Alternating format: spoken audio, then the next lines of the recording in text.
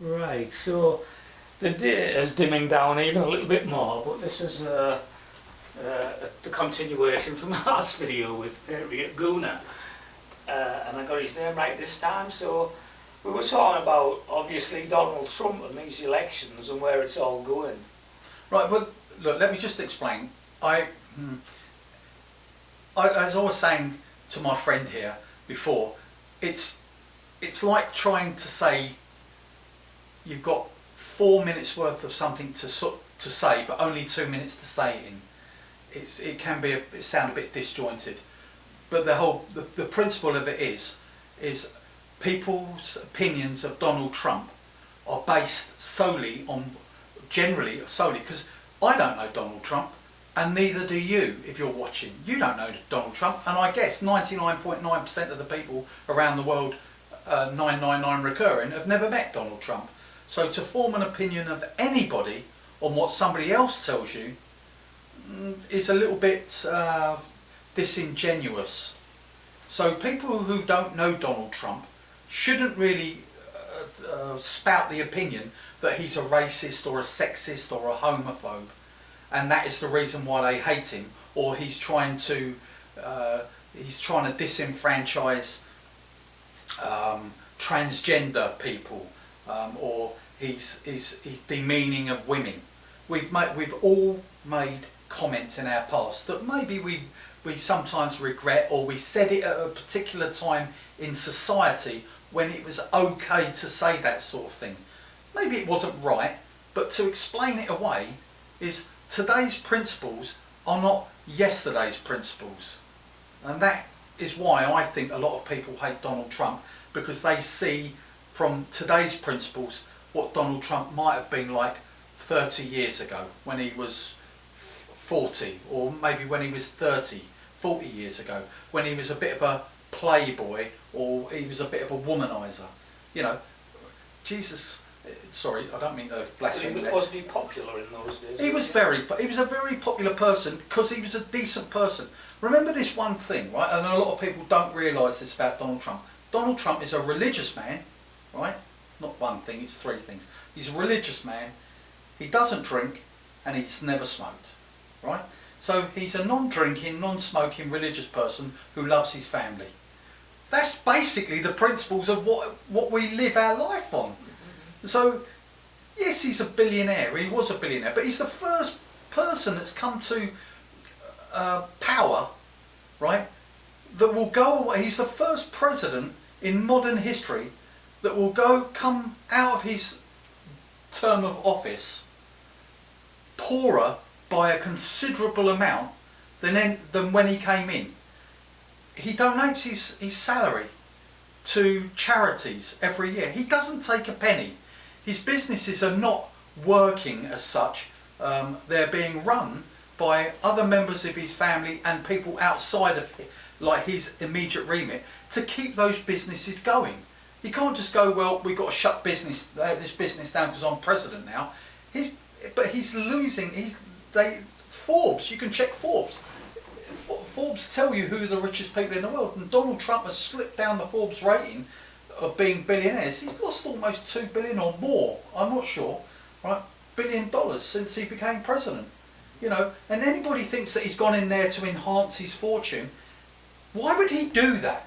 Think about it logically. The guy was worth $4 or $5 billion beforehand, and probably maybe more than that. And if he carried on the way, he had a perfect lifestyle. Why would he want to come into the presidency and everything that's gone on with it to lose a fortune? You know, and was there any kind of force behind him on that one then when he went into his presidency? There's an awful lot of talk.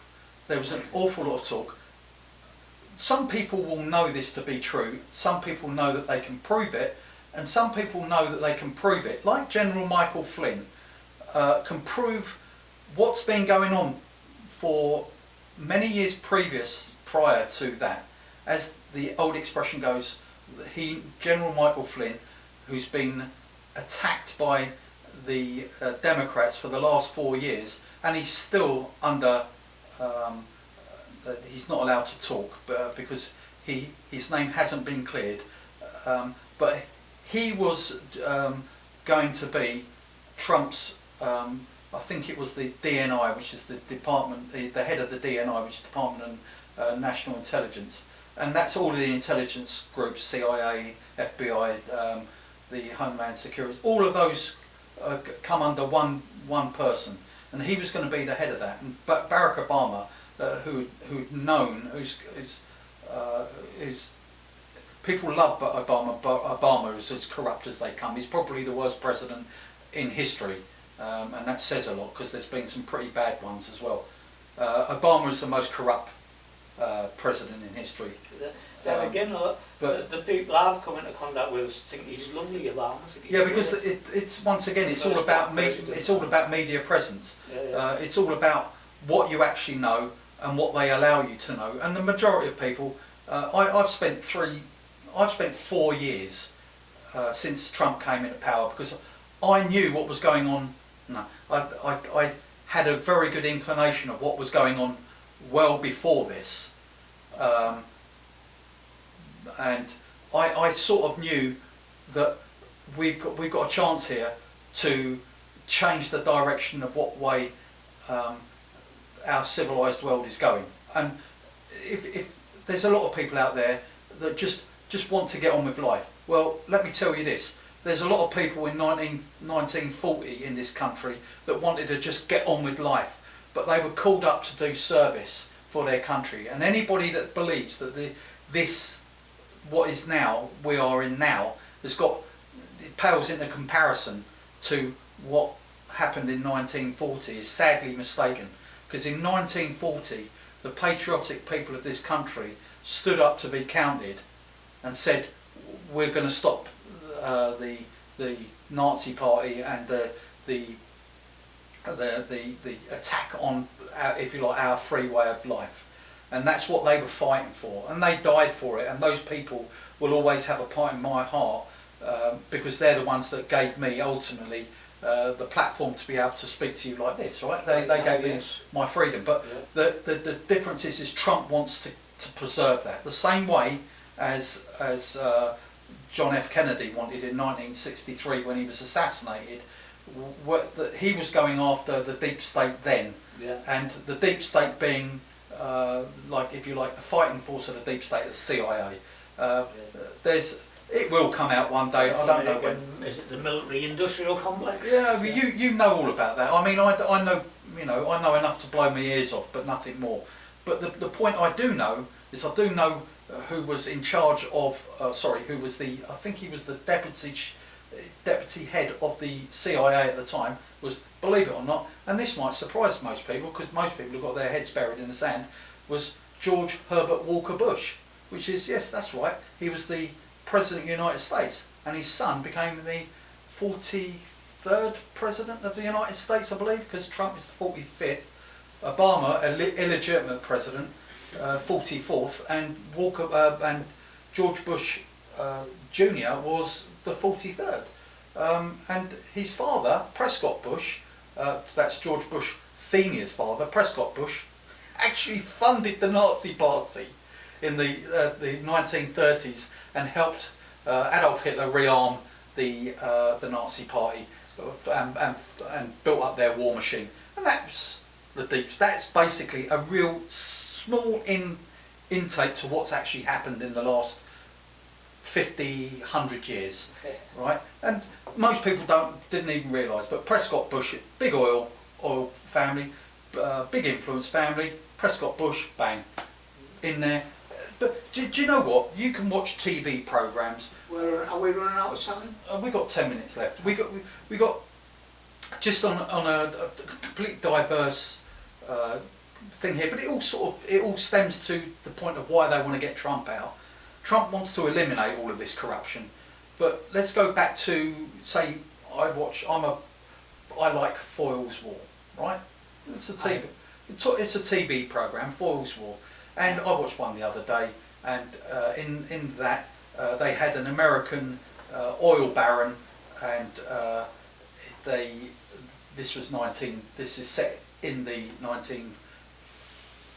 1950s, 19. This I think was set in just after the war, and the whole point of it was that this American oil baron was actually through different means selling oil to the Germans, which was against sanctions, but they were still funding the Germans. The deep state, because they were fighting, they were the same. They were two sides of exactly the same coin. That's what the deep state are. They support Team A and support Team B because that's how they make their money. That's a really simplistic way of looking at it. But the reason why I brought up Foyle's War is because they tell you in open sight what they're actually doing, what they've done. All of this, they brag about what they do, right? They make TV programs about it. We watch it, think it's all entertainment. Well, that's why it's called a television, because it's telling a vision of life, right? And that's why we get broadcasting.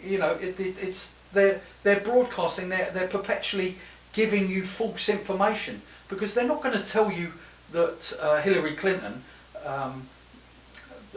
the Clinton Foundation, they were running children out of Haiti after